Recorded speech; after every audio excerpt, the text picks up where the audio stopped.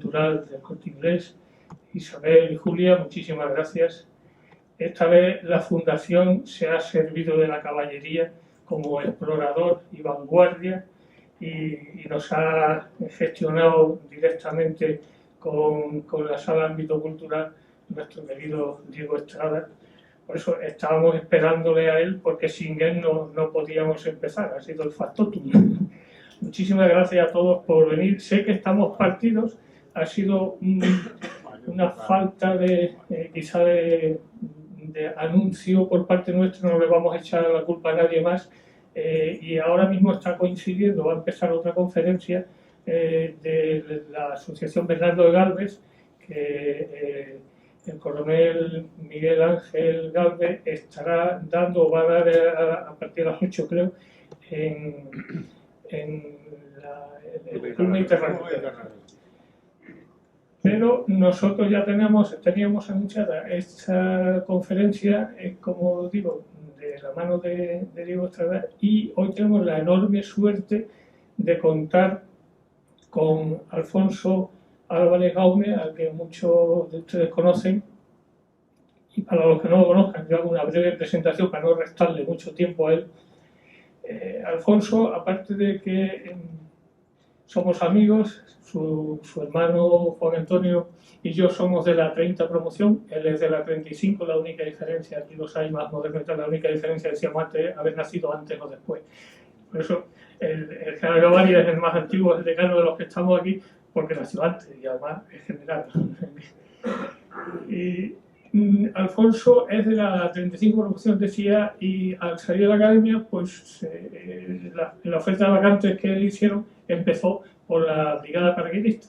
Como decíamos ayer en broma ambos, la Legión lo bueno que tiene, que es capaz de igualarnos a todos, brillantinas, guerrilleros, de todo, y de aquí salimos legionarios, por encima de todos los legionarios. Alfonso, aparte de estar 10 años en la brigada paracaidista, en muchos destinos, tuvo la suerte también de poder pasar por la Legión, donde ha dedicado 13 años de su vida más de manera muy activa. Es uno de los hombres que pueden decir que han tenido la enorme suerte de mandar una bandera, ni más ni menos que la 10ª bandera Millán Astray, con sede en Ronda. Después ha tenido también la suerte de mandar el 2º tercio, Duque de Alba, en Ceuta. Y en esta andadura ha pasado por diferentes misiones. Empezó por El Salvador con el coronel de Vivero, al que agradecemos también su presencia entre nosotros. Ha estado en Croacia, Albania, Kosovo y Irak, que es de lo que nos va a hablar hoy, y creo que es un momento muy oportuno en la historia de España. Estamos viendo que nuevamente empieza a alterarse el Golfo Pérsico, pero él nos va a hablar de aquellos años, en 2004, una misión que terminó de manera un poco controvertida para España, como bien recordarán la mayoría, que hubo el general Muñoz precisamente estaba mandando a la brigada de la Legión, le tocó salir de allí. En fin, él nos va a contar no solo eso, espero también que tengamos la enorme suerte de que nos cuente una actuación bélica que tuvo y en la que fue distinguido con el valor acreditado, que no todos los militares terminamos nuestra andadura con ese reconocimiento, porque no hemos tenido muchas ocasiones, y los que la tienen y la aprovechan como él, pues pueden después presumir de ello, y además creo que es de justicia que lo hagan.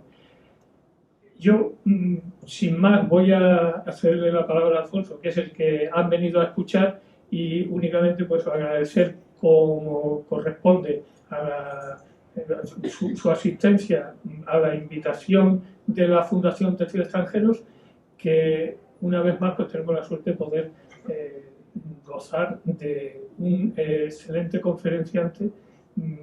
Si sigue la estela de su hermano, al que le he oído, desde luego vamos a disfrutar con él. Muchas gracias.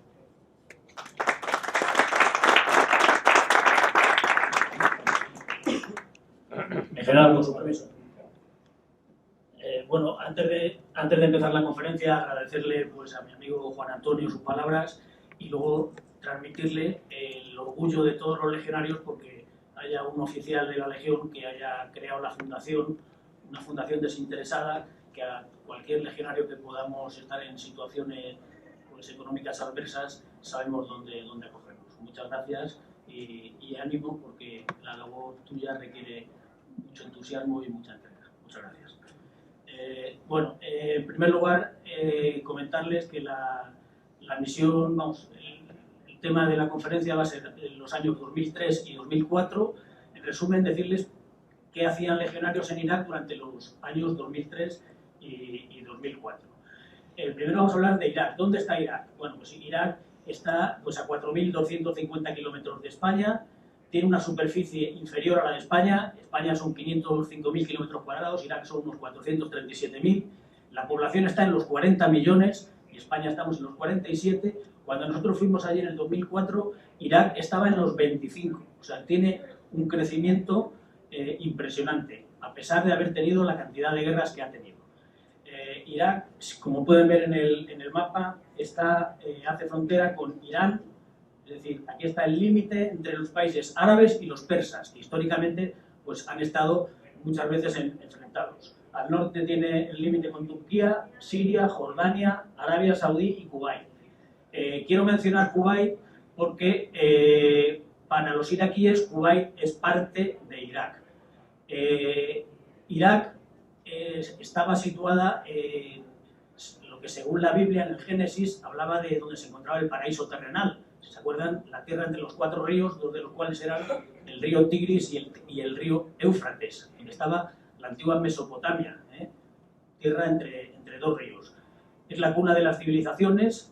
Hace más de 5.000 años los sumerios inventaron ahí la escritura, luego posteriormente han estado los acadios, hay ciudades míticas como pueden ser Nínive, la antigua Babilonia, o sea que es un país con mucha historia.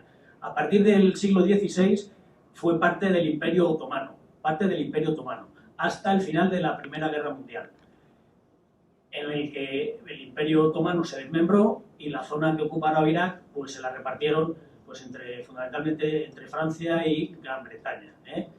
Quiero mencionar también que obtuvieron la independencia de Gran Bretaña, Irak a principios de los años 30 y Kuwait a principios de los años 60. Y encima como país independiente. ¿Por qué? Por el petróleo. Irak había gran cantidad de petróleo, y hay gran cantidad de petróleo, y Kuwait, que era una provincia que junto con Basora formaba un wilayat, una provincia dependiente del Imperio Otomano, pues se separó de Irak fundamentalmente por intereses económicos. El petróleo que hay en Kuwait es de una gran riqueza, es muy fácil de extraer y encima tiene una salida al Golfo Pérsico, con lo cual produce lógicamente grandes beneficios. Esa independencia de Kuwait también le cerraba a Irak la salida al Golfo Pérsico. Con respecto a la población, ¿cuál es la distribución de la población? Pues es mayoritariamente árabe, un 80% de la población es árabe. En total hay un 60% de chiitas, un 20% de sunitas y luego 17% de kurdos y un 3% de turcomanos y yazidíes. Esa viene a ser la distribución. ¿Cómo se distribuye la población en Irán? Se distribuye al norte, en la zona montañosa, kurdos, la mayor parte kurdos. Los suníes al norte de Bagdad y en Bagdad. Y los chiitas al sur. De esta distribución, ¿qué hay que tener en cuenta? Que pese a ser mayoría los chiitas, con Saddam Hussein, ¿quién gobernaba? Los suníes. Ese 20% de la población ocupaba la cúpula del ejército, la cúpula de los ministerios, la cúpula de todo el funcionariado, y los chiitas pues, se sentían una mayoría sojuzgada por una minoría. ¿Qué régimen tenía Saddam Hussein? Pues el del partido Baas. El partido Baas era un partido laico, un partido socialista, un partido panárabe. ¿Qué significa panárabe? Que buscaba la unión de todos los países árabes. A la vez que Siria era también del partido Baas y de Irak, pues el resto de los países árabes, en los años 60, más o menos propugnaban la unión de los países árabes. Es importante saber que bajo el régimen de Saddam era un régimen laico porque las mujeres no iban cubiertas ni por la valla ni por el chador, vestían a la occidental, cuando Saddam Hussein. Vamos a hablar por último de cómo era la geografía o cómo es la geografía de Irak. Ya se lo he comentado antes, al norte, la zona montañosa, donde viven los kurdos fundamentalmente. Luego está la meseta y la llanura aluvial entre los dos ríos, entre el Tigris y el Éufrates. Los iraquíes al Éufrates le llamaban Eufrates, supongo que será denominación, pero en español es Éufrates. Y esta zona tan rica, donde ya digo que se hablaba del paraíso terrenal, está unida por miles y decenas de miles de kilómetros de canales que unían estos dos ríos. Es una zona llana y fértil, y claro, a lo largo de más de 5.000 años, pues lógicamente se han hecho multitud de canales de regadío. Al oeste había una zona desértica y despoblada, la que limitaba fundamentalmente con Arabia Saudí, Jordania y Siria, que es una zona despoblada y mayormente pasiva. En la desembocadura el Tigris y el Éufrates se unían al norte de la ciudad de Basora, y desembocaban ya formando un solo río. Desembocaban en la ciudad de Qasr. Bueno, antecedentes del conflicto. Me he remontado un poco antes, pero creo que conviene centrar bien cuál ha sido históricamente la situación de Irak.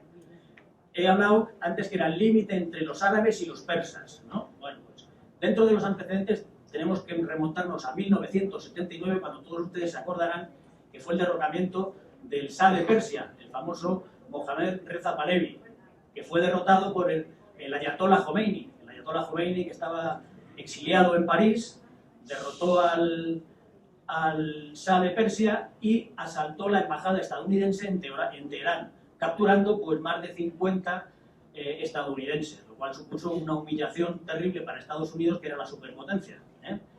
Ese secuestro además duró año y pico. De hecho, le costó al presidente Jimmy Carter, le costó la reelección, como todos nos acordamos.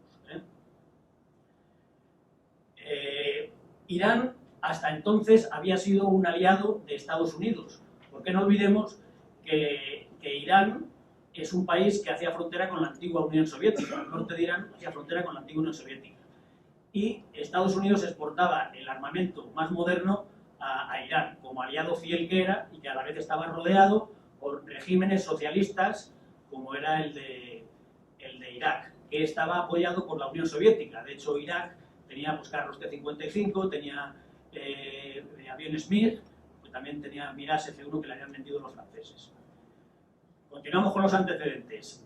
La guerra Irán-Irak se desata en el año 80. Hemos dicho que el Shah de Persia había sido derrocado y Khomeini no se paró ahí, sino que hizo una revolución islámica, decretó la República Islámica y pues le cortó la cabeza a la cúpula militar. Con lo cual, al descabezar el ejército y las instituciones, Saddam Hussein pensó que podría ser fácil atacar Irán y obtener reivindicaciones territoriales. ¿Por dónde atacó Saddam Hussein? Atacó por la zona sur. Por la zona sur. En esa zona sur es una zona en la que había una minoría árabe dentro de Irán que pensó que a lo mejor le podrían seguir en ese alzamiento, pero no fue así. Tras unos éxitos iniciales, Irán, a costa de grandes sacrificios humanos y a costa de ataques suicidas, paró al ejército iraquí y se llegó a una guerra de posiciones, al estilo de la Primera Guerra Mundial, de esas grandes ofensivas terrestres que ni más ni menos que imitaban casi pues, al enfrentamiento entre dos carneros, sin conseguir avances. No había maniobra y eran enfrentamientos con gran cantidad de muertos. Esta guerra de 8 años causó más de 1 millón de muertos. Saddam Hussein empleó armamento químico y gaseó a los iraníes. Gaseó a los iraníes, algunos de los cuales fueron tratados aquí en España, en el Hospital Central de la Defensa, en el Hospital Gómez Ulla. En los años 80 se trataron a heridos por gas, por hiperita y sarín, por Saddam Hussein. En esta misma guerra, en el año 81, aunque no estaba Israel implicado en en ninguna de las dos facciones.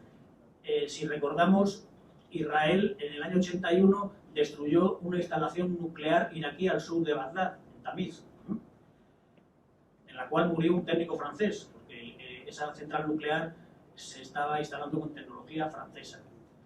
En esta misma guerra sucedió también el caso Irán-Contra.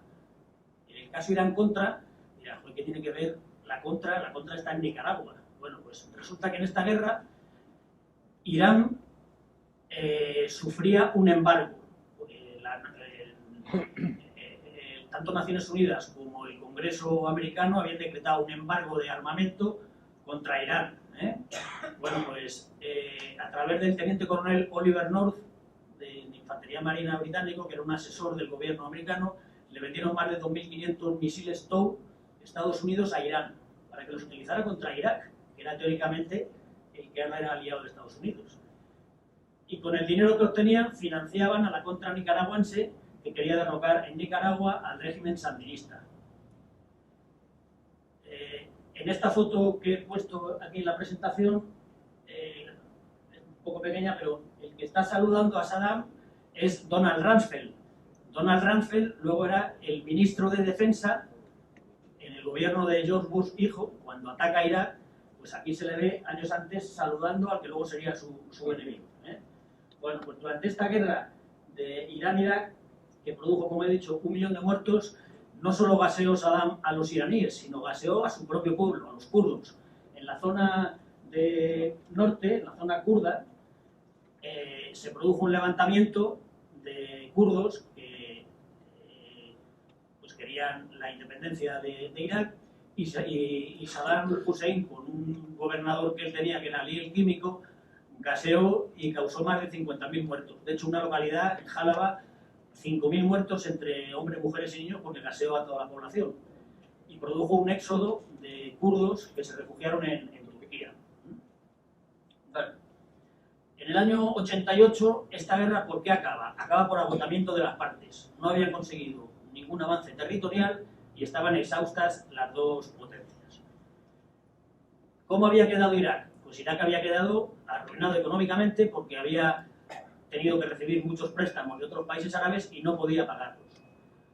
¿Cuál era su única fuente de ingresos? La exportación de petróleo.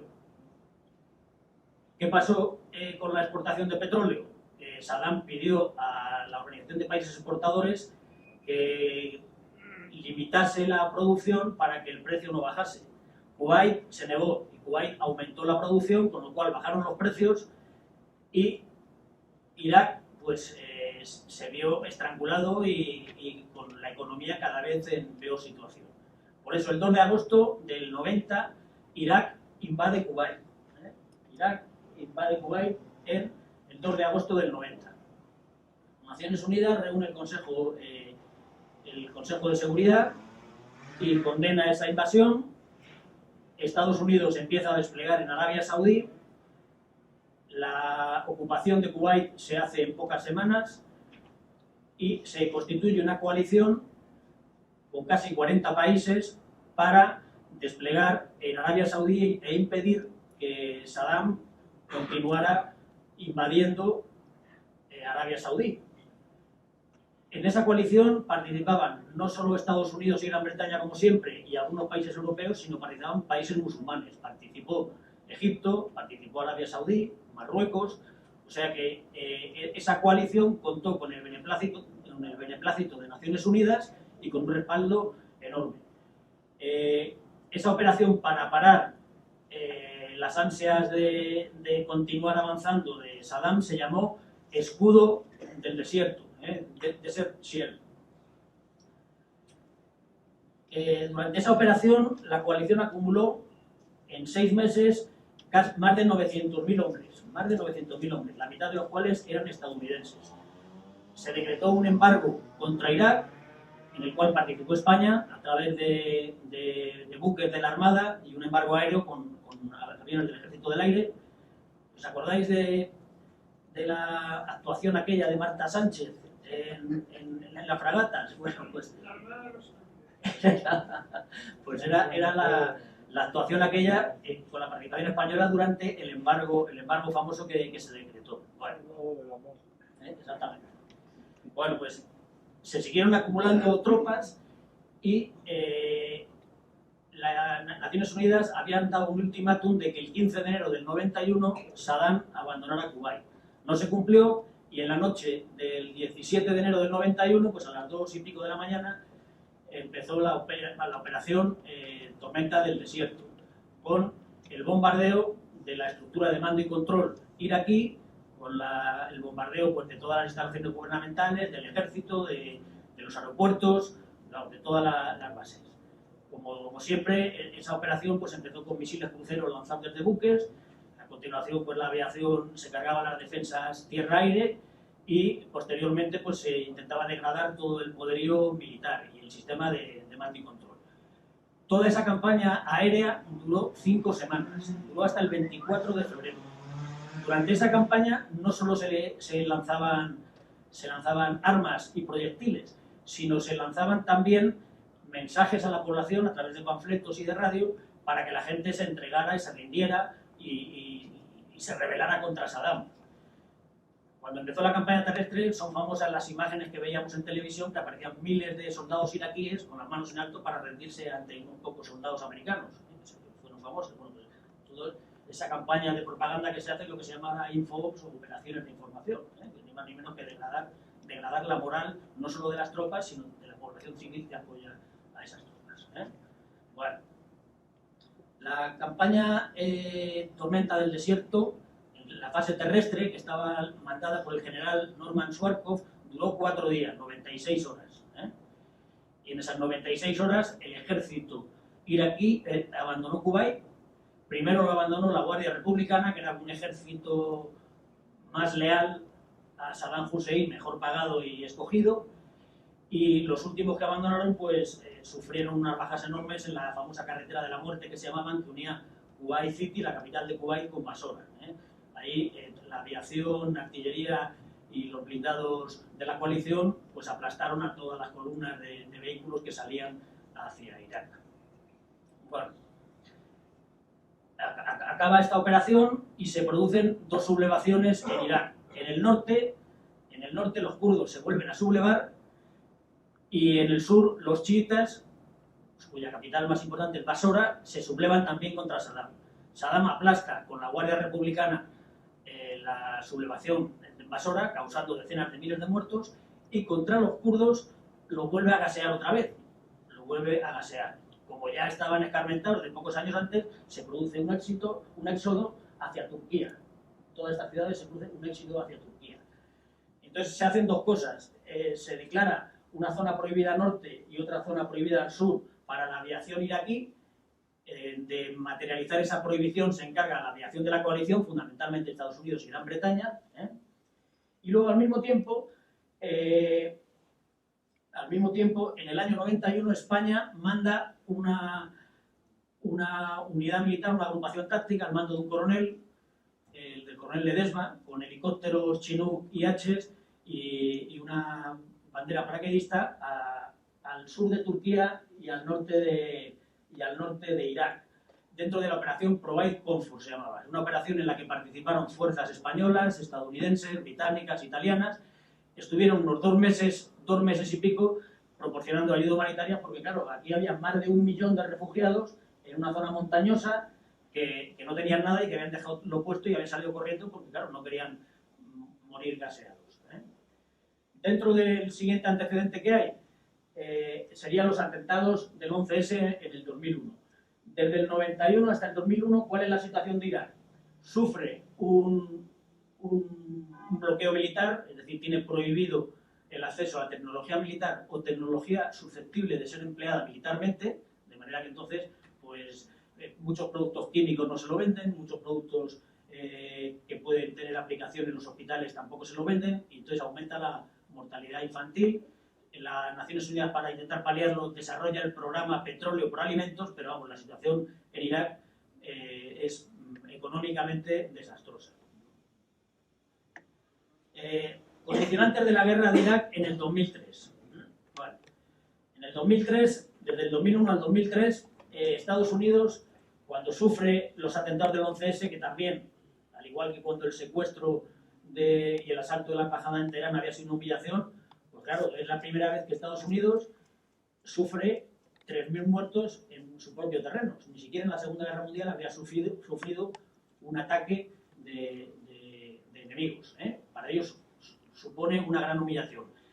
¿Cómo intentan paliarla? Primero invaden Afganistán, eso lo hacen en el 2001, para capturar a Osama Bin Laden y derribar a los talibanes. Y George Bush, hijo, porque el padre era el que había hecho la campaña de la Operación Tormenta del Desierto, decide que también hay que ir a por Saddam Hussein y destruirle, destruir su régimen. Para ello se basa en que tienen armas de destrucción masiva. Durante los 10 años, desde el 91 hasta el 2001, había unos inspectores de Naciones Unidas que habían recorrido todas las instalaciones y las industrias iraquíes buscando laboratorios de fabricación de armas químicas o bacteriológicas y no lo habían encontrado. Y luego, la posible relación que pudiera haber entre los talibanes y Saddam nunca ha sido probada. La única relación que tenía entre los talibanes y la insurgencia futura es que son suníes, pero no está probado que los atentados de las Torres Gemelas Saddam Hussein hubiera tenido alguna relación con ellos. Por eso, en este caso, hubo una oposición internacional a la intervención que no hubo en la guerra anterior de Kuwait. Aparte de esa oposición internacional a la intervención, en el caso de Turquía, luego veremos que influyó en el plano operacional, hubo una gran contestación social y de la oposición en España. España, ante esa contestación social, de hecho, acordaros de las manifestaciones de no a la guerra, pues ofreció ayuda humanitaria. Y el presidente del gobierno decidió que las unidades que fueran españolas, que fueran lideradas, o que el mayor componente terrestre y que tuviera más posibilidades de tener bajas fuera la legión. Bueno, las ROEs y la plantilla de la brigada son las de estabilización. Las ROEs es la abreviatura, los militares tenemos el inconveniente de que siempre nos estamos inventando abreviaturas. Son las reglas de enfrentamiento. ¿Qué son reglas de enfrentamiento? Pues bueno, las reglas de enfrentamiento vienen de la Guerra Fría. No sé si hay una película de un submarino, ¿no?, en el que el capitán poco más o menos está a punto de declarar un holocausto nuclear porque casi lanza los misiles nucleares contra Rusia sin tener que lanzarlos. Bueno, pues las reglas de enfrentamiento surgieron como limitaciones que en el mando político se ponen al mando militar para que utilice cada arma solo en determinadas condiciones. Por ejemplo, si España manda una brigada a Irak, pues puede ser que a lo mejor dentro del condicionante que venga, pues le digan que únicamente puede emplear las armas para autodefensa, es decir, que primero tiene que recibir fuego antes de contestar, o que no puede utilizar, por ejemplo, artillería, o que no puede utilizar un determinado tipo de armas, o que no puede utilizar, por ejemplo, pedir ayuda aérea para atacar objetivos que estén próximos a ciudades. Pues esos son reglas de enfrentamiento.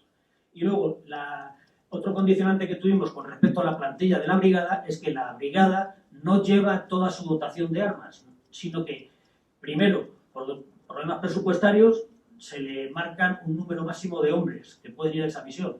Y con arreglo a eso, pues se va quitando gente. Es decir, una brigada que a lo mejor tiene 4.000 hombres, pues puede ir a esa misión como mucho a lo mejor con 2.000. Bueno, otro condicionante fue que el 15 de marzo hubo la reunión en las Azores, en la que participaron Estados Unidos, Gran Bretaña, Portugal, que era el país anfitrión, y España. Y ahí se decide el atacar Irak.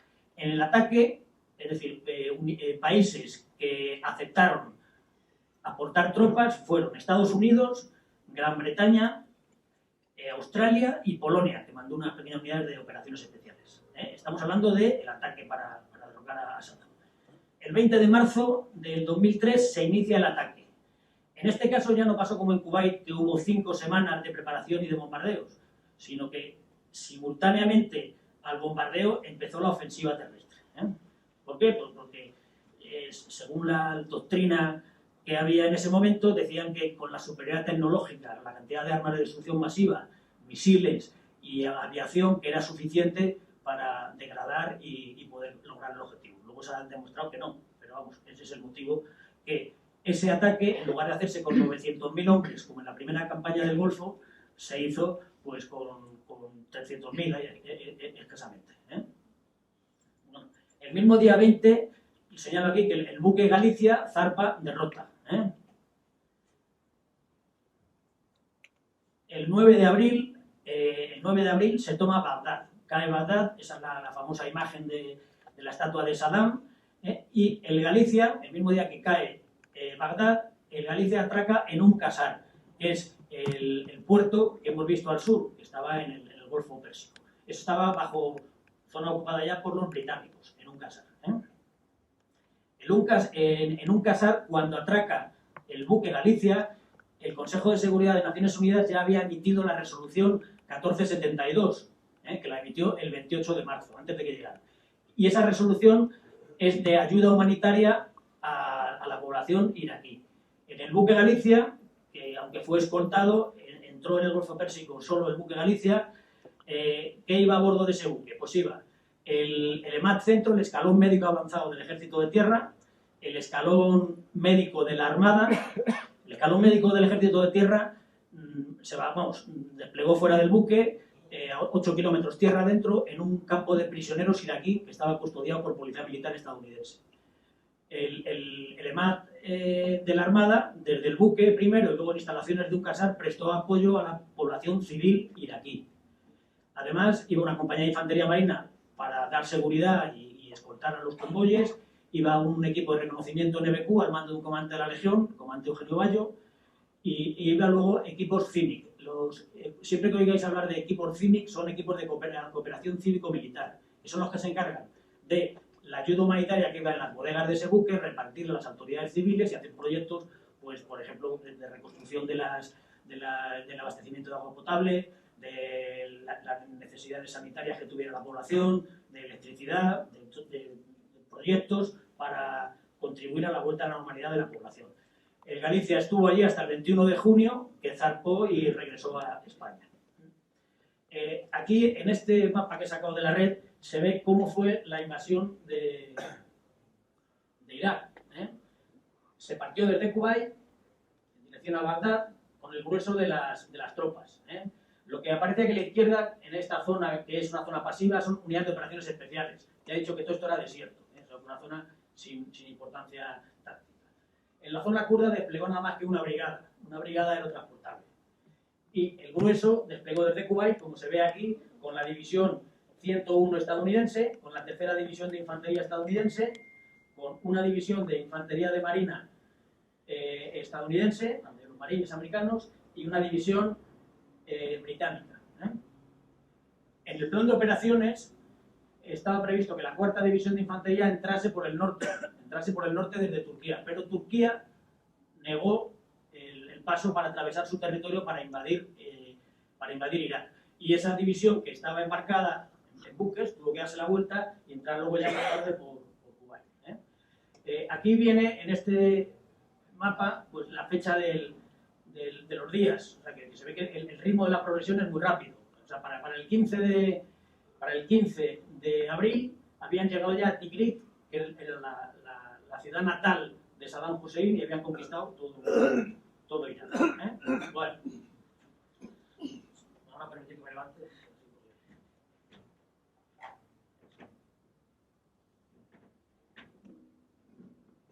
¿Se me oye? Sí. ¿Quiénes eran los líderes de la coalición? Porque claro, el problema que había era, hemos derrocado a Saddam Hussein, que estaba escondido, y ahora, ¿quién es el que gobierna? Bueno, pues inicialmente en el plan iba a ser el general Jay Garner, que es un teniente general del Ejército de Tierra estadounidense retirado.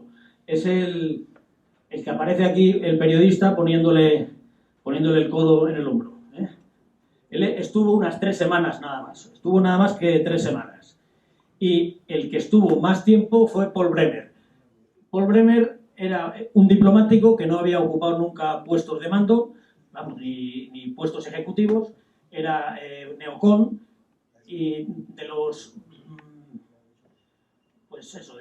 que consideraban que solo con la tecnología se podía destruir a a Saddam y crear de la nada pues un nuevo ejército y una nueva democracia a la americana. Sus dos primeras decisiones luego se revelaron nefastas, porque la primera decisión, la primera orden que da es disuelve el partido Baas. Eso significa pues, que en los ministerios, todos los funcionarios, los profesores, los maestros, todos eran del partido Baas, como pasa en regímenes de partido único. Todos los que ocupan los puestos importantes son del partido. Claro, si toda esa gente se la quita de encima, paraliza la administración, paraliza los servicios. Y luego disolvió la segunda orden, disolvió las Fuerzas Armadas y los servicios de inteligencia. Si disuelven las Fuerzas Armadas y los servicios de inteligencia, pues echas un montón de gente a la calle que tiene que buscarse la vida de alguna manera. Tiene que llevar pan a casa y encima tiene que pensar que no le queda más salida que echarse a combatir contra el invasor, con lo cual alimenta la insurgencia. Se llamaba la CPA, la Autoridad Provisional de la Coalición, hasta que los iraquíes eligieran mediante elecciones democráticas a sus legítimos representantes. El 22 de mayo del 2003 se redacta la segunda resolución del Consejo de Seguridad de Naciones Unidas, que es la de estabilización y reconstrucción de Irak. El Consejo de Seguridad nombra un representante de Naciones Unidas, a un brasileño, Sergio Vieira de Mello, un diplomático brasileño que tenía ya amplia experiencia en Naciones Unidas, despliega en Bagdad y levanta las sanciones, aquellas sanciones de petróleo por alimentos, de manera que pudiera fluir el dinero para que la reconstrucción empezara.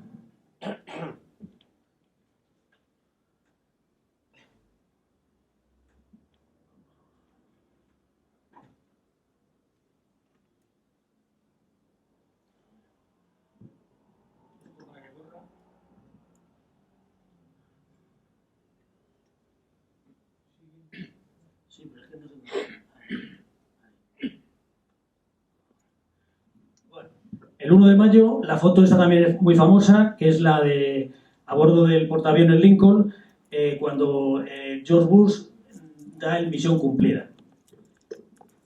De esta foto únicamente destacar que cuando uno se mete en una pelea puede elegir el momento que la inicia, puede elegir el momento que da el primer puñetazo, pero no el momento de acabar esa pelea, porque estamos todavía pues, 15 años después y Irak todavía no está pacificado. Bueno, al amparo de la resolución 1483, como he dicho antes, acuden una gran cantidad de países. Se vuelve a constituir otra coalición con más de 30 países, entre los cuales está España, que despliegan en Irak en 4 sectores divisionarios. Los 4 sectores divisionarios son la división norte y la centro estadounidenses,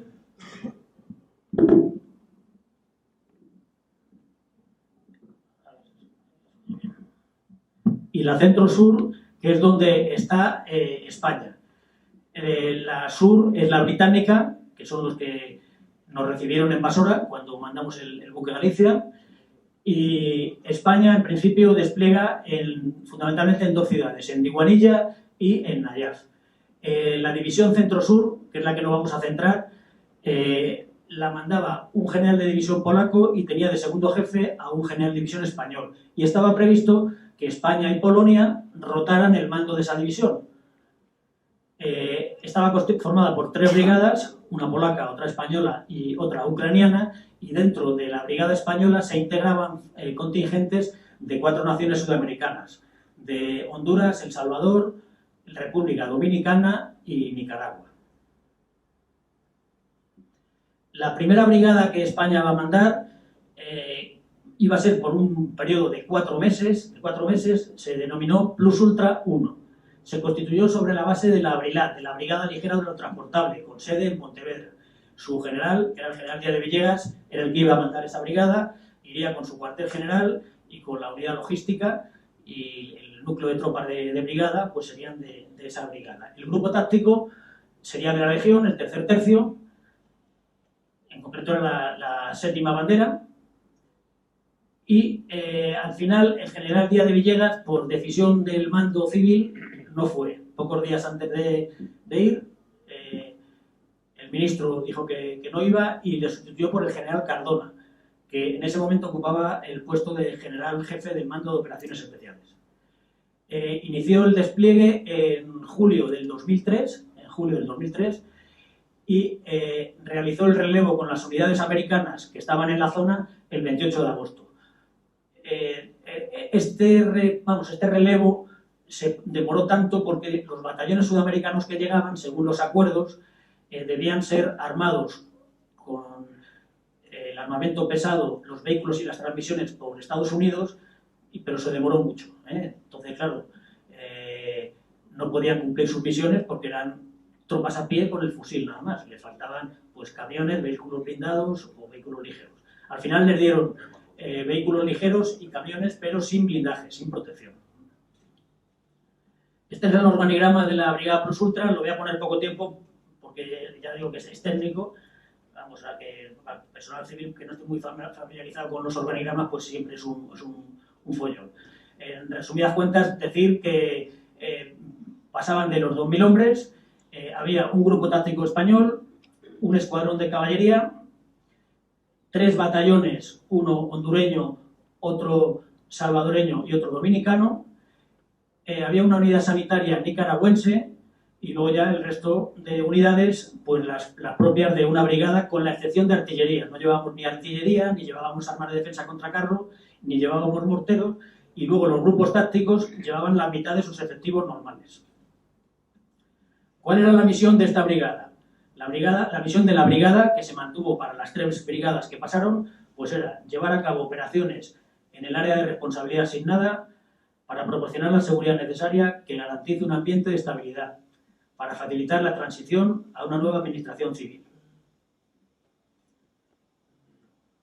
El despliegue es dentro de la zona de Irak, que corresponde a la división centro-sur.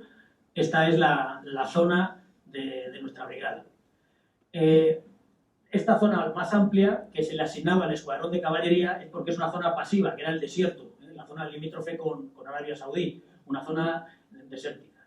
Y el resto de unidades desplegaban entre Diguanilla, donde estaba el puesto de mando del general y el grueso de la brigada, con el grupo táctico español, y en las inmediaciones, en otro acuartelamiento, el dominicano, y luego a 80 kilómetros en Nayaf estaba el batallón hondureño y el salvadoreño, con el puesto de mando alternativo de la brigada, donde había un coronel, que era el coronel segundo jefe de la brigada. Esto es una foto aérea de Diguanilla, una ciudad muy llana, de más de medio millón de habitantes. Base España es donde tenía su sede la brigada, vamos, el puesto de mando de la brigada y el grupo táctico español y el elemento de apoyo logístico nacional. Era la antigua sede de una división acorazada iraquí, y los barracones, estos que se ven por aquí, pues eran barracones de obra del ejército iraquí, aparte de tiendas de campaña y demás que se montaban. Había un foso perimetral para evitar los camiones bomba o coches bomba, y la otra ciudad, a 80 kilómetros al oeste, donde estaba, como he dicho, el puesto de mando alternativo y desplegaba el batallón hondureño y salvadoreño, era Nayaf. Nayaf era la ciudad santa de los chiitas, sería como el Vaticano de los chiíes, ¿eh? Una ciudad enorme. Ahí estaba enterrado el imán Ali. Y el cementerio de Nayaf es el cementerio donde todos los chiitas querrían ser enterrados. De hecho, era un continuo trasiego de vehículos con la caja de arriba abierta y el cadáver del creyente, que pasaban en dirección a Nayaf, pues de todas partes del mundo, para ser allí enterrados. Vamos a por la segunda brigada. La segunda brigada, que relevó el 15 de diciembre del 2003, se constituyó sobre la base de la brigada 11.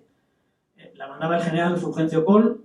Esa brigada tenía en ese momento una agrupación táctica en Kosovo, con lo cual andaba escaso de personal, y se ordenó que el cuarto tercio, la 10ª bandera, que diéramos una compañía, un subgrupo táctico.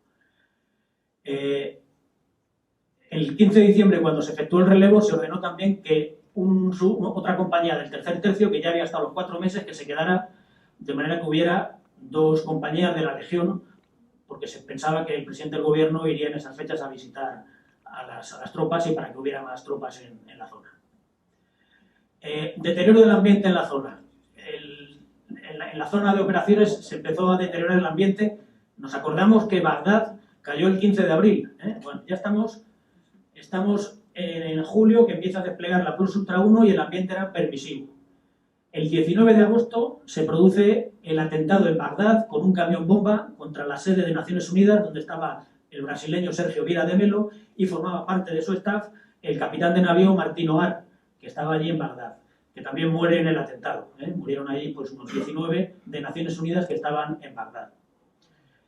El 9 de octubre es asesinado un sargento primero del Ejército del Aire que pertenecía al CNI y que estaba en Bagdad, en su casa, van a por él, llaman a su casa, él sale corriendo porque ven que se lo van a cargar y le matan de 2 tiros por la espalda. Todo esto, claro, como consecuencia, como dijimos, de la disolución de las FARC y de la disolución de los servicios de inteligencia iraquíes. Porque, lógicamente, cuando vieron que los echaban a todos, pues se pasaron a la insurgencia. Y el 29 de noviembre son asesinados 7 del CNI en la Tifilla. Aquí están los 8 que eran el equipo entrante y el saliente. Los equipos del CNI iban, si no me equivoco, por 3 años a Irak, estaban haciendo el relevo, habían ido a Bagdad y en el viaje de regreso, los 2 equipos, los 8, que iban en 2 vehículos, pues sufrieron una emboscada de otros vehículos que se pusieron a su altura, les dispararon con Kalashnikov, mataron a los conductores, los vehículos pues se estrellaron y los supervivientes con las armas que llevaban, las pistolas y sus fusiles, se defendieron. El comandante Carlos Baró Ollero, del 1er tercio y 4º tercio, que estuvo de teniente, es el que está con barbas aquí en el centro, se quedó defendiendo con el subfusil y ordenó al sargento primero que fuera a pedir ayuda, que es el único que sobrevivió de los 8. Con respecto al deterioro del ambiente en zona, el 13 de diciembre se captura a Saddam. O sea, pasaron unos cuantos meses, se le captura en su ciudad natal, en Tikrit, que estaba en un zulo. Y 3 años después de ser sometido a un procedimiento judicial por las autoridades iraquíes, es ahorcado. El 22 de enero del 2004 es herido en la cabeza el comandante de la Guardia Civil, Pérez García, era el Provost Marshal. El Provost Marshal viene a ser como el comandante del puesto de la Guardia Civil que había en la brigada, el Guardia Civil que se encargaba pues, de todas las investigaciones judiciales, de la policía militar, del enlace con la policía iraquí, con las policías civiles, y entonces en una operación para detener a unos delincuentes en el que la brigada prestaba apoyo, pues le dieron un tiro en la cabeza, estuvo en coma 1 mes, se replegó a territorio nacional y falleció. El hermano del comandante es el coronel Pedro Pérez García, que estuvo en el 3er tercio y lo mandó de coronel. Bueno, y llegamos dentro del deterioro en zona al hecho más destacado, que fue el 4 de abril del 2004, en Nayaf, se produce una revuelta. ¿Por qué? El lugarteniente del jefe de los chiíes, del Muqtada al-Sadr, que era el ayatolá de los chiíes en Nayaf, pues el lugarteniente al-Yaqubi es secuestrado por la noche por un equipo de operaciones especiales americano. Esa acción se hace sin conocimiento de España. Entonces, al día siguiente, en la base, donde ahí tenía la sede el batallón salvadoreño y el puesto de mando alternativo de la brigada, una multitud va hacia la base para pedir la liberación de al-Yaqubi. Entre esa multitud va la mujer que le lleva ropa limpia y mudas y comida para que se lo lleven a la prisión. Claro, el mando de la base dice que no sabe nada y que allí no se encuentra al-Yaqubi. Los otros no se lo creen y entonces inician el ataque a la base. Y se inicia un ataque pues, como si fuera como el Foro Apache. O sea, desplegaron alrededor, empezaron a recibir fuego de morteros, de lanzagranadas, de fusilería y contestaron con todo lo que había y se desencadenaron las hostilidades. En la base se encontraba el coronel segundo jefe, que era el coronel Lasarta, informa lógicamente al general, se informa a Bagdad y de ahí en helicóptero va el teniente general estadounidense que mandaba la operación, teniente coronel Ricardo Sánchez, que llega ahí y dice que, bueno, qué es lo que está pasando. El coronel Lasarta lo explica, que ha tomado todas las medidas para defender la base y le preguntan que por qué no ordena que desde el hospital que está enfrente de la base aviación propia pues machaque el hospital para que dejen de disparar sobre la base. Y él dice que según la ROE española no puede atacar un hospital civil donde pueda haber inocentes y que además ellos están ahí como fuerza de estabilización y claro, si se hace eso ya no hay marcha atrás y eso va a ser... Entonces el teniente general americano lo comprende y dice que sí, que han hecho muy bien. Entonces se recupera y se limpia el hospital con infantería. De hecho da la orden a una sección salvadoreña que limpia el hospital. Los francotiradores que estaban metidos allí pues son detenidos y ya está, y continúa la situación. El asedio ese se mantiene y no solo se mantiene el asedio, sino que los que íbamos a ser la Plus Ultra 3 se nos ordena que anticipemos el relevo para la zona de operaciones. El que era el ayatolá de los chiitas en Nayaf es Muqtada al-Sadr, es un hombre joven, lo que pasa es que tiene un gran prestigio porque su padre y su tío habían sido asesinados por Saddam Hussein y encima los Sadr son una saga con mucho prestigio dentro de los chiitas. De hecho en Bagdad hay el barrio Ciudad Sadr, donde viven los chiitas en Bagdad, o sea que tiene mucho prestigio. Y es el líder del autodenominado ejército del Mahdi, que tiene unos efectivos pues, de unos 60.000 efectivos más o menos. Son milicianos, pero bueno, llevan muchos años de guerra porque ellos primero se habían enfrentado a Saddam Hussein y luego incluso se habían enfrentado a los estadounidenses. Y todos los del ejército del Mahdi inician ataques contra todas las tropas españolas y sudamericanas que estaban en la zona. Y ahora pasamos a la evolución del ambiente en España. ¿Qué evolución hay mientras tanto en España? Pues el 11M se producen los atentados de Madrid, nos acordamos, el 11M, con 192 asesinados en las estaciones de cercanías de Madrid. Las elecciones que eran 3 días después, el 14 de marzo, se produce un vuelco electoral. Y entonces el nuevo presidente del gobierno, que toma posesión el 17 de abril, ordena el 18 el repliegue de Irak y que se realice antes del 30 de mayo. Entre todo esto, la Brigada Plus Ultra 3, que íbamos a estar los 4 meses, pues estamos en España ultimando los detalles de la preparación para iniciar las rotaciones del relevo. Por fin a la tercera va la vencida y ya va la Brigada de la Legión al completo. Entonces se organiza sobre la Abrilev, va el general Muñoz, que era el Gebrilev entonces, junto con todo su cuartel general, las unidades de brigada y en febrero, normalmente la misión de cada brigada es de 4 meses, pues 2 meses antes de ir a zona se hace un reconocimiento de 8 días donde van los jefes de unidad. Bueno, el ambiente era permisivo. Pues el 5 de abril, un día después de la revuelta de Nayaf, se inicia el despliegue, la TOA, es decir, la transferencia de autoridad, el relevo con la Plus Ultra 2, se inicia el 21 de abril y como ya habían dado la orden de repliegue, ya ordenan que ya no nos llamemos Brigada Plus Ultra 3, sino otra abreviatura, CONAPRE, Contingente de Apoyo al Repliegue. Bueno, pues ahora ya somos CONAPRE.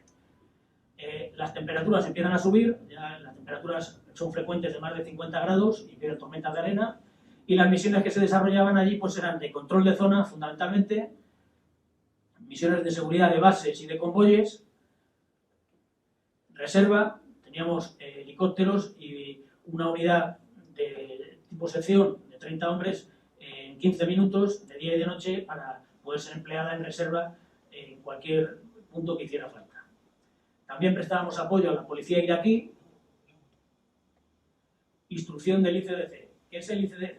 Es el Cuerpo Iraquí de Defensa Civil. Vamos a ver, hemos dicho que Estados Unidos pues, disolvió el ejército y quiso crear el ejército a su imagen y semejanza, y no solo el ejército, sino también las fuerzas de seguridad. En Estados Unidos no hay guardia civil, ni hay carabineros, ni hay gendarmería.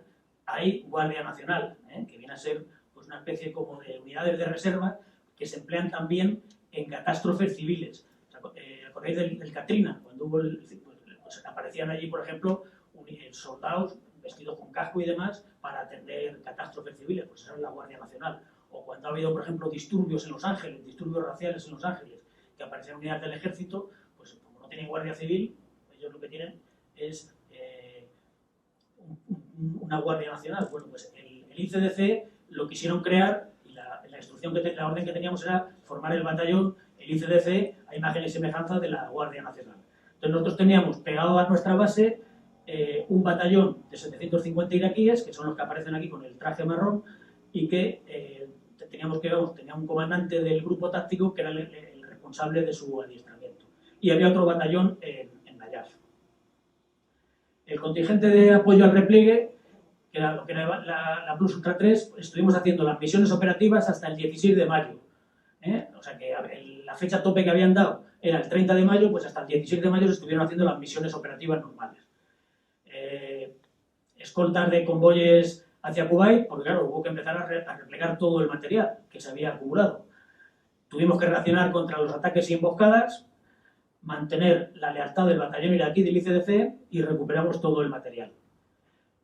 Los chiitas son considerados por los suníes como idólatras, porque hacen representaciones de sus mártires. Los musulmanes suníes no veréis en ninguna mezquita una imagen humana o algo. Bueno, pues los chiitas sí, por eso en la foto que aparece aquí, en lo que los legionarios llamaban Sandokan, pues era o el imán Ali o el imán Hussein, que eran pues, mártires de su religión. Durante los meses de abril y mayo, pues dentro de los combates de Nayaf tuvimos granadas de morteros, bombardeos de granadas de morteros el 91% de los días y en Diwanilla el 53% de los días. Cayeron más o menos pues unas 280 granadas de mortero. Fundamentalmente de 60, la granada de mortero de 60 es 1 kilo, con lo cual no es mucho, pero ya la de 82 son 4 kilos de explosivo.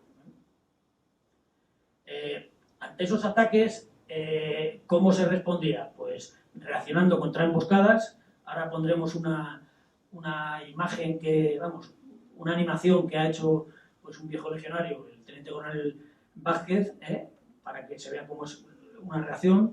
Preparamos emboscadas diurnas y nocturnas sobre las zonas en las que pensábamos que nos estaban disparando haciendo fuego con mortero. Los orígenes de mortero son difíciles de localizar, incluso teniendo observación o vigilancia toda la noche son difíciles de localizar. Hay que tener radares contra morteros porque si no es difícil, e incluso con radares contra mortero es complicado localizarlo. Pese a ello, dentro de las respuestas a los ataques se causaron, pues eso, el 24 de abril hicimos 3 prisioneros, el 26 7 prisioneros y 7 muertos y el 20 de mayo pues 2 prisioneros y un muerto. Vamos a ver si se puede ver la animación de una reacción ante una emboscada. Esto era un convoy que iba escoltado por un teniente con 5 BMRs y un BEC que escoltaba un convoy de 40 camiones que volvía de Kuwait. Entonces ese convoy regresaba de 300 kilómetros al sur de Kuwait y estaba a punto de llegar a 20 kilómetros de la base. Cuando estaba en las proximidades, pues desde una zona se recibió fuego de lanzagranadas y de fusilería y ametralladoras. Entonces la escolta sacó de la zona de fuego, la zona de castigo al convoy y volvió para abatir los orígenes de fuego y poder intentar localizarlos. Informó por radio y se mandó la reserva para que continuaran protegiendo la llegada del convoy. Se intentó aproximar el BMR cubierto por el BEC. El BEC es el vehículo de exploración de caballería, monta un cañón de 25 milímetros y el BMR monta una 1270. Entonces, teniendo fijado al enemigo, que luego se descubrió que eran unos 12, de los cuales 9 habían huido, pero había 3 que se habían quedado, el resto de vehículos del puesto de mando del grupo táctico, por los caminos que son muy estrechos, nos acercamos todo lo posible al lugar donde se habían detectado ese enemigo, hasta que ya el camino impedía poder circular, porque la mayor parte de los caminos son con terraplenes, hay multitud de canales, y claro, un BMR pesa 15 toneladas y como cede el terreno, vuelca. Entonces hubo que echar pie a tierra e ir ya por senderos en dirección a donde creíamos que estaba el personal oculto.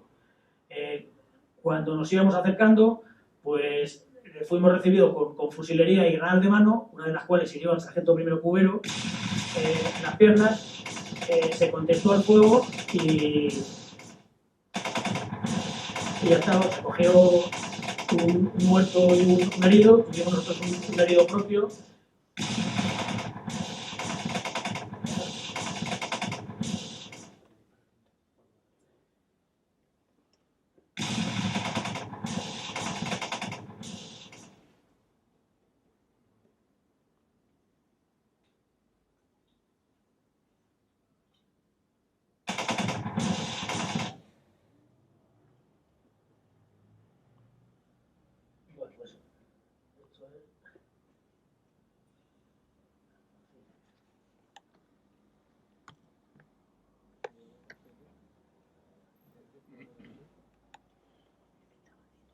pues, bueno, este era el herido que estaba siendo atendido por el equipo médico y aquí está el vehículo sanitario de evacuación que tuvo problemas porque precisamente se fue por un terraplén.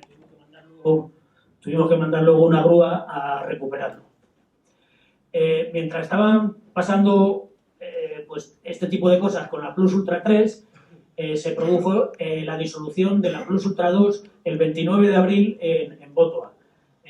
Aquí tenemos la portada del ABC del 29 de abril con la llegada de la última rotación a la base aérea de Talavera y el acto de disolución del entonces recién nombrado presidente del gobierno en Botoa. Entonces, claro, en los medios y en la prensa salía, bueno, ya han regresado todos de Irak. Claro, cuando hablábamos con la familia, pues lo primero la mujer te decía, ¿pero tú dónde estás? Porque, claro, en España había salido que ya... Y entonces pues, pensaban que no habíamos vuelto. En el boletín oficial del Estado sale aquí la concesión de la Gran Cruz al Mérito Militar al ministro Bono, que se le concedió el 29 de mayo, fue motivo de polémica y luego él renunció. O sea, él renunció al... El regreso del contingente, como digo, el 20 de mayo, poco antes de acabar, tuvimos la última emboscada y el 25 ya estaba todo el personal del contingente de apoyo al repliegue en España, por vía aérea. Y permaneció el NSE, no he hablado antes del NSE porque era en la transparencia con tantos cuadraditos, es el elemento de apoyo logístico nacional, el tercer escalón, viene a ser el tercer escalón. Entonces, se quedó en Kuwait con todos los camiones, BMRs, la impedimenta, durante un mes y pico más, para irlo cargando en barcos y que regresara poco a poco a territorio nacional. Ellos tuvieron la suerte de que al estar 3 meses, por lo menos les dieron el distintivo de Irak, porque los distintivos de operación de mantenimiento de la paz hay que estar un mínimo de 90 días. Si estás 45 como nosotros, pues nos dieron una Cruz Campo y ya está. Con el motivo del repliegue del personal es curioso porque yo desconocía totalmente la situación en el Índico y en el Canal de Suez, pero me ordenaron que mandara una escolta a un sargento primero con 6 legionarios a un buque civil que eran los que transportaban la impedimenta por vía marítima a través del Canal de Suez. Entonces en esa zona actúan muchos piratas somalíes y de otras nacionalidades y bueno, se pegaron una semana, ellos le decían vacaciones en el mar, pero vamos, ahora de hecho hay una misión precisamente para luchar contra la piratería. Cuando volvimos a España, pues ya no hubo acto de disolución, nos dieron una semana de permiso y a la vuelta nos mandaron a proteger las vías del AVE. O sea que la verdad que fue interesante. Con respecto a las enseñanzas, siempre que se acaba una misión se hacen pues, unas lecciones aprendidas. Son experiencias para que los errores que hemos podido cometer, el siguiente no los cometa. He extractado unos pocos porque es un documento muy voluminoso. Con respecto a la orgánica, es decir, con respecto a cómo se encuadra el personal, que es importante la cohesión, respetar los lazos orgánicos, o sea, que vaya, pues eso, cada legionario con su jefe, con su cabo primero. Importante la potencia de combate, porque la evolución en zona puede empeorar. Entonces, claro, si nota que te has dejado los morteros en España, porque no puedes llevarlos, o te has dejado la artillería, pues eso es importante llevar la potencia de combate, aunque no lo utilices, porque nunca sabes cuándo lo vas a tener que utilizar. Y luego, encuadrar musulmanes y mujeres uno por sección. Esto nos vino muy bien. Nosotros, gracias a que tenemos el primer y segundo tercio en Ceuta y Melilla, pues con la bandera vino una sección de Ceuta dentro de Melilla y no teníamos problemas, por lo menos para llevar musulmanes, porque claro, aquí se ven los carteles, es raro que alguien entienda lo que dice ahí si no llevas personal que entienda por lo menos de árabe clásico. Y luego lo de las mujeres es muy importante para el registro de mujeres y para respetar la cultura local, porque claro, un hombre no se puede dirigir a una mujer, tiene que ser otra mujer y demás. Eso con respecto a la orgánica. Con respecto a la instrucción, importante que sea siempre con fuego real, como lo hacemos nosotros en la Legión, que todos sean buenos tiradores, todos, porque cualquier conductor, acompañante conductor o de logística se puede ver inmerso en una acción. Está comprobada la eficacia de la instrucción, que hay que reaccionar ofensivamente y que hay que llevar armas en todos los vehículos, sean vehículos logísticos, tácticos o lo que sea. Con la fortificación es buena, porque pese a que nos cayeron 280 granadas, pues no hubo bajas de material, pero no problemas. Estos son los sacos terreros, los que se llevan a mano, y esto es una cosa nueva que ya lo conoce todo el mundo en operaciones, se llama Gescobastion, y es como un armazón metálico donde echas con una espalda de excavadora arena, entonces puedes tener casi 1 metro de protección, con lo cual eso protegería pues hasta contra casi proyectiles de artillería. Con respecto al mantenimiento, la importancia de que la misión no acaba hasta que, una vez, por ejemplo, las secciones a que se ha ido a Kuwait y ha estado 3 días fuera, pues cuando vuelve al cuartel lo primero es reportar los vehículos, municionar, cargar las baterías, limpiar todo, arreglar lo que se haya estropeado, reportar las raciones de previsión y el agua, limpiar el armamento y luego ya se puede descansar. Y luego ojo con las averías, porque cuando hay una avería es un punto de vulnerabilidad. Si por ejemplo, se nos mete en un canal un BMR que pesa 15 toneladas y que para sacarlo hay que sudar, pues mientras se recupera es un objetivo vulnerable y que puede ser objeto de ataque. Con respecto a la inteligencia, que hay que prestar atención a todos los indicios y que todo el mundo tiene que informar, aprovechar todas las fuentes de información. O sea, si uno habla con personal civil, pues luego tiene que informar de lo que ha obtenido. Cuando no hay niños, ojo, en ese país había niños por todos lados, pero cuando se aproximaba alguna situación, alguna movida, los niños desaparecían. Y luego los trabajadores locales, que en la base, claro, pues para de carpinteros, albañiles, personal de limpieza, se contrataba trabajadores locales, aparte para mejorar la economía local. Se les vigilaba, pero el día que no aparecían por la base normalmente era que bombardeaban. Y ya por último, perdonad que me haya extendido tanto, pero bueno, por último, el año que viene la Legión cumple el centenario. Bueno, pues en el año 23 ya el jefe de la Legión, en las prevenciones a las banderas, que eran unas instrucciones a las banderas sobre instrucción, sobre el combate, decía: no olvidar que el soldado siempre observa a sus jefes. Su presencia de ánimo y ecuanimidad le dará gran confianza. Y aquí pongo la foto pues, de un jefe de sección y con sus 3 jefes de pelotón. O sea que el teniente o el alférez, junto con su sargento y con sus cabos primeros, pues son la clave de estas misiones. Bueno, la clave de estas misiones es igual que el legionario. El legionario es único y sin igual. Pero que es la clave de todas estas misiones, y que la instrucción que se hace en el día a día, en San Gregorio, en Chinchilla y en Almería y en todos los lados, pues es la clave del éxito. Bueno, pues nada más, en general, si quieren alguna pregunta.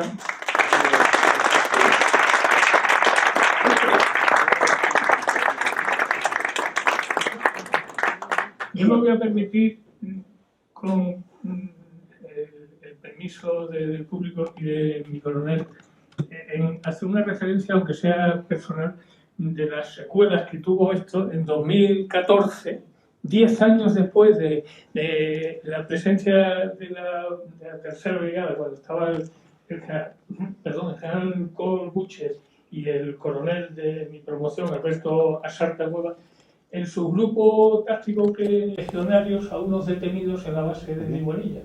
Pues este modesto coronel fue el defensor de esos legionarios, ahora 2 guardias civiles, 2 siguen siendo legionarios, y felizmente para mí conseguimos que aquello se archivara, no sin recibir yo algún que otro capón. Concretamente, un periódico de mucha tirada de este país se refería a mí como el abogado Juan Antonio Díaz, alias el coronel. Nunca dije que el redactor jefe fuera alias el redactor jefe. Aquello me supuso incluso alguna advertencia, no lo interpreté como amenaza, que dijeron: ten cuidado porque esa juez militar, sobrina o su tío es un general fiscal y no sé qué. Mi respuesta fue, y es una frase que repito y me gusta mantenerla: yo ya estoy en mi futuro, yo ya he llegado. Cuidado ella, que yo puedo todavía pegar algún alneazo. Eso como anécdota personal, y que, como digo, 10 años después todavía pretendió España hacerse la araquiri y decir qué malos hemos sido cuando acabamos de oír del coronel Álvarez Gómez cuál fue la actuación de nuestros hombres allí, no solo Legión, se ha referido a otras unidades, y que nos hacen sin duda sentirnos orgullosos de ello. Y hoy agradecemos mucho que nos hayas referido esto, porque es historia contemporánea y contada por un protagonista directo. Muchísimas gracias.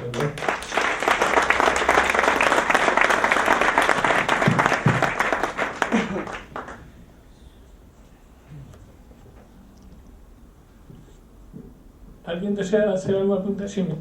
Hay una cosa que siempre se ha acusado a España, sobre todo en la prensa malintencionada, que España participó en la guerra de Irak. Por lo que has comentado, lo que has dicho, me da a mí la impresión de que España no participó en la guerra de Irak. O sea, si puedes profundizar un poquito en porque claro, la foto de las Azores dio mucho que hablar y realmente creo que eso ha hecho mucho daño a que España, en mi opinión, nunca participó en la guerra. Fue posteriormente, yo creo que como has dejado bastante claro. Muchas gracias. Sí, vamos, como dije antes, en la ofensiva que se desencadenó el 20 de marzo de 2003 participó Estados Unidos, Gran Bretaña, Australia y Polonia. Fueron los únicos países que participaron. Luego, al amparo de la segunda resolución del Consejo de Seguridad de Naciones Unidas, se constituyó una coalición en la que yo participó, pues, por ejemplo, Italia, participó Ucrania, muchos más países, y entre ellos España, pero era ya para una misión de estabilización. Por eso decía que en la misión de estabilización, claro, no se llevan ya armamento para el combate de gran intensidad. Era una misión de estabilización y amparada bajo el paraguas de Naciones Unidas. Porque cuando el buque Galicia zarpa de España, todavía no se había emitido la primera resolución de ayuda humanitaria, pero cuando desembarca en un casar, el 9 de abril, ya se había emitido la otra resolución, o sea que España no intervino.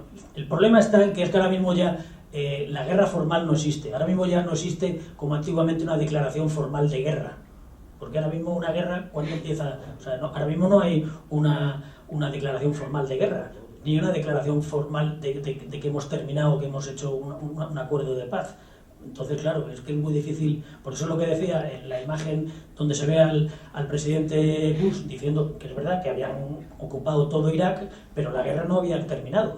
Ahora ya le llaman de mil maneras, ¿no? Pues guerra asimétrica, pero vamos, al final es la guerra de guerrillas que ha habido toda la vida, igual que nos pasaban a nosotros con el Imperio Romano que ocupaba España, no había declaraciones formales con los distintos grupos que poblaban España, ¿eh? Pues es lo mismo.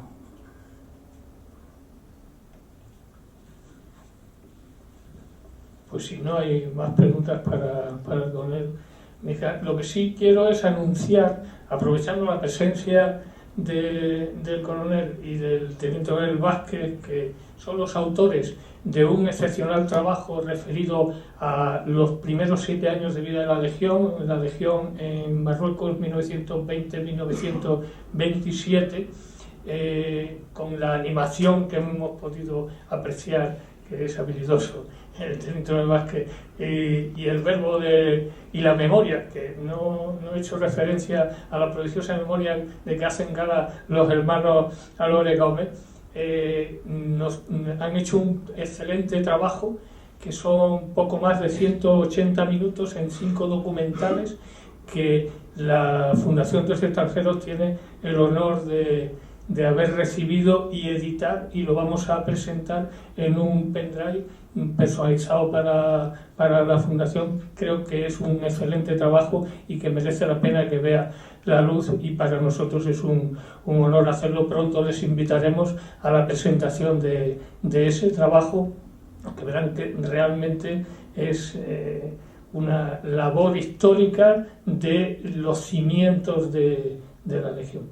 Y por mi parte, Mijael, si no quiere nada más, pues muchísimas gracias por su asistencia. Reitero nuestro agradecimiento al coronel Álvarez Gómez, y que cuento contigo para otras ocasiones. Muchas gracias, Nicolás.